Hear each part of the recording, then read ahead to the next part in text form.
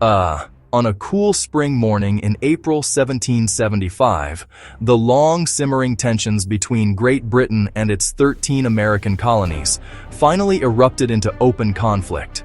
British soldiers under orders from General Thomas Gage in Boston marched toward Concord. Their mission was to seize a cache of colonial arms and to arrest key Patriot leaders. The colonists, however, were not caught unaware. A network of riders, including the famed Paul Revere, had spread the alarm across the countryside. At Lexington Green, the Redcoats met a small company of local militiamen. A single shot rang out, its origin forever lost to history, and a brief, bloody skirmish ensued. Fighting that began at Lexington quickly escalated as British troops continued their march to Concord. At the North Bridge, a larger force of colonial Minutemen confronted the soldiers and forced them to retreat. The British march back to Boston became a grueling, deadly affair as colonists fired from behind stone walls, trees, houses. What had been a political dispute was now a military crisis. With the Declaration of Independence, the stakes of the war were raised immeasurably. The Continental Army, a fledgling force under the command of General George Washington, now faced the daunting task of confronting the full might of the British Empire. The British shifted their focus to New York, aiming to isolate New England from the rest of the colonies. They landed a massive force on Long Island in the summer of 1776, and in a series of battles, they decisively defeated Washington's inexperienced troops. The Americans were forced into a desperate retreat across New Jersey, their numbers dwindling and their morale collapsing. The dream of a new nation seemed on the verge of being extinguished before it had truly begun. Yet, in the darkest days of the war, Washington executed a daring and brilliant maneuver that reignited the revolutionary cause.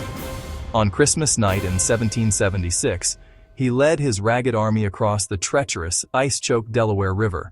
They surprised and defeated a garrison of Hessian mercenaries at the Battle of Trenton. A few days later, they scored another victory at Princeton.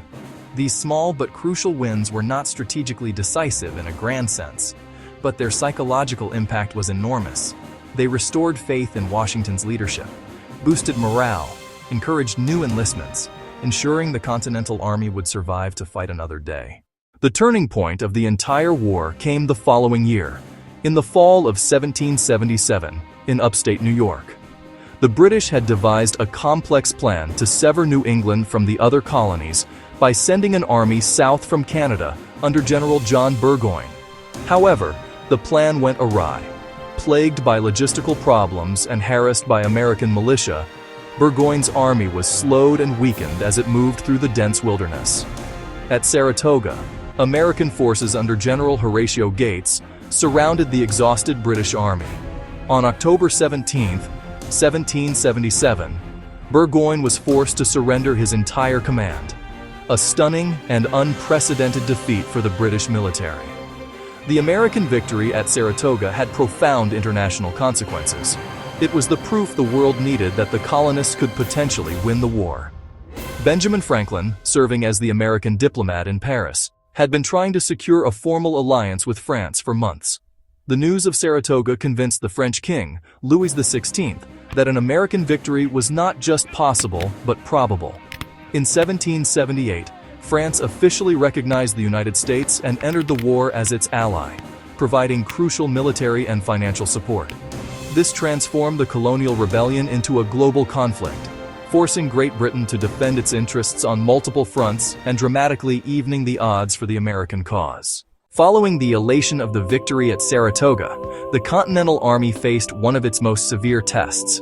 In the winter of 1777-1778, Washington's army of about 12,000 soldiers made its camp at Valley Forge, Pennsylvania. The location was strategically sound, allowing the army to keep an eye on the British in Philadelphia. However, the conditions at the camp were horrific. The soldiers, inadequately supplied by a disorganized and underfunded Congress, suffered immensely. They lived in crude, hastily built log huts that offered little protection from the brutal cold, the biting wind, the heavy snow of the Pennsylvania winter. The lack of resources was a constant life-threatening problem. Food was scarce and of poor quality. Many soldiers lacked proper shoes, their feet wrapped in rags, leaving bloody footprints in the snow. Blankets and warm clothing were scarce. Typhoid, dysentery, influenza were a far greater threat than any British musket ball. By the end of the winter, an estimated 2,500 American soldiers had perished from sickness and exposure, without a single shot being fired in battle. It was a period of immense suffering that tested the very soul of the army. Despite the misery, Valley Forge was not a place of total despair. It was also a place of transformation. The shared hardship forged loyalty to Washington and to independence. Baron Friedrich von Steuben implemented rigorous, standardized training, marching in formation, effective bayonet use, precise maneuver. After the French entry into the war and the stalemate in the north, the British shifted their strategic focus to the southern colonies. They believed loyalists would rally to the crown.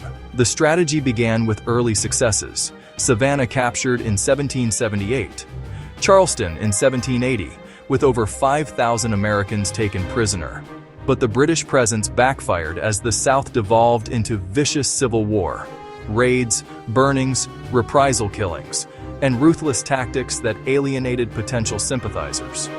General Nathanael Greene avoided pitched battles, instead weakening the enemy through a long, exhausting chase and sharp skirmishes across the Carolinas.